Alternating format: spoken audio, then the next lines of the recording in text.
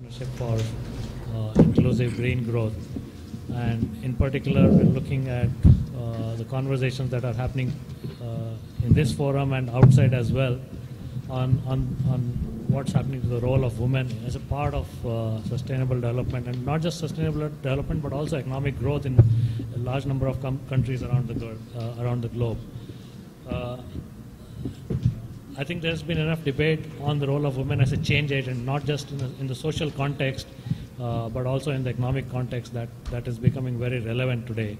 And that's one of the key themes that we're going to focus on, how we can take that to the next level, how we can create a multiplier effect of getting women engaged in not just social change, but also economic change.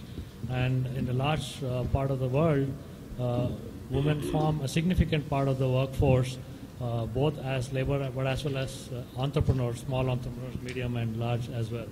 So we're going to focus on how partnerships can create, take this conversation to the next level. One of the focuses that we also have is how to engage a number of different stakeholders, and we have all of them on this panel today. We have the government, we have the private sector, we have NGOs, we have financial institutions, and we have a private investment group as well. So really a diverse set of opinions that are there across this table, and very interesting and very diverse in the world, I think. So that's the context, international collaborations for inclusive green growth. I have Chantal here, who has been really one of the key persons behind this whole event, especially the major group. She is the Sustainable Development Officer at UNDESA and is also the major group coordinator for this event, Rio+20. And I would like to start with Chantal on why is this so much focus and debate on partnerships today, and also we can't hear you. We need to, yeah, closer. Yeah. Okay. Why is there so much focus on partnerships today now, and why has it become so much more relevant? And you being a part of many other discussions and debates, especially I think you were at the Dutch consultation on inclusive green growth. So what are you hearing, and what kind of debates are you listening to nowadays? Thank you so much. It's a pleasure for me to be here. Can people hear me? No? Okay. Let me try that. Is that better? Yes. Okay. Good afternoon, everybody. It's a pleasure for me to be here. As my colleague said, I'm the major group coordinator. And what does that? Who knows what major groups are? That's why I'm here.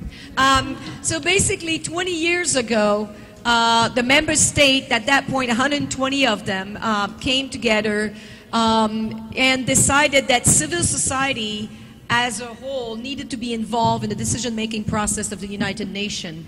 They divided those groups into 9 specific groups: women, children and youth, indigenous people, local authorities, NGOs, trade unions, business and industry, scientific technical communities, and farmers. Basically, from then on, for the last 20 years, 9 voices from each of these constituencies were heard at the United Nations, at the Commission on Sustainable Development, and increasingly at UNEP and other UN agencies. Why is this important? Is because over the last backtracking, so we had that discussion, we had that decision 20 years ago, and it's pretty much remained in terms of sustainable development. That's where it started, and it's been expanded. 10 years ago, at the 10-year anniversary of Rio, what came out of the conference was more in terms of the partnerships. The new innovation was, well, the frustration first was we didn't implement what we agreed upon 10 years ago. And the answer was, well, what we need is partnerships. The only way we can deliver on sustainable development is through partnerships. And what was then launched was type 1 and type 2 partnerships. And so basically the whole idea that government alone could not deliver on sustainable development. And increasingly, I think what's interesting and what's happening in the Hague when we had our consultation. Where was that? March? April? It goes so fast. April. And what is happening now at the UN Global Compact Corporate Sustainability Forum and BSD Day, it seems, is that this recognition also that business also cannot do it alone, and we all need to work together in these partnerships. So that's the background. And now my computer decided to save energy, so give me 2 seconds to get back in there. Sorry. And when we started discussing about this conference and what needs to be happening, there was a lot of discussion again about implementation,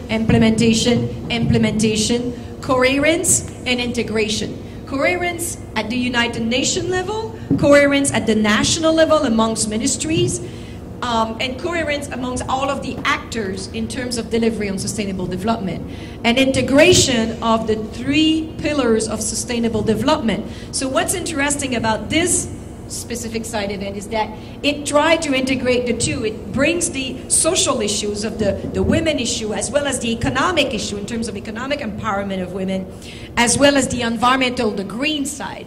And that's exactly the type of thing that will make us move forward, is stop talking about silos and each of us working in each of our little expertise and trying to integrate the three. And that's really much what the Secretary General of the conference has been repeating over and over and over. If this conference is going to be successful, we need to find a way to remodel our institution and our partnership to be able to be coherent, to integrate the 3 pillars of sustainable development, and deliver using those new institution or remodel institution and partnership. And there's only one goal for the conference, a single one: renewed commitment to sustainable development and renewed commitment to deliver on what we've already agreed 20 years ago. So that's a pretty simple one, it seems, but it may be a little harder to achieve than some of us had thought at first. Change page. You all know that the 2 themes of the conference are pretty much the green economy in the context of poverty alleviation and sustainable development. A lot of people have done us a disfavor by just saying green economy. This is not about green economy. This is not an environmental conference. And again, this is why this side event is so important. This is about sustainable development. This is about integrating the social, the economic, and the environmental. It's not green economy. Green economy is a tool to achieve sustainable development. It's a tool, one of the tools to achieve sustainable development and poverty alleviation. And it's also about the institutional framework, the governance that will help us to achieve that. That's the second theme. And of course, the inclusive sustainable growth, it's not only the UN that's talking about that, the World Bank, the OECD, and several other organizations are talking about investing in women in smart economies. And this is where it gets interesting. I think all of you that works in this field have realized that over the last 2 years, there seemed to be finally a switch that went on. And when you talk about sustainable development, you have to talk about women. They're the game changer. And that's very interesting that it's being recognized. So I won't use more time because this is here for discussion. But I just want to conclude, because I think Tess is going to say something, but about the fact that also what we want to have is commitment at this conference. And so basically, anybody that can actually have a great idea on how to move this forward, to come up with commitment that we have on the website and deliver those, and then we're going to have a accounting system to keep people accountable to the commitment that they're made. Thank you so much. Thanks so much.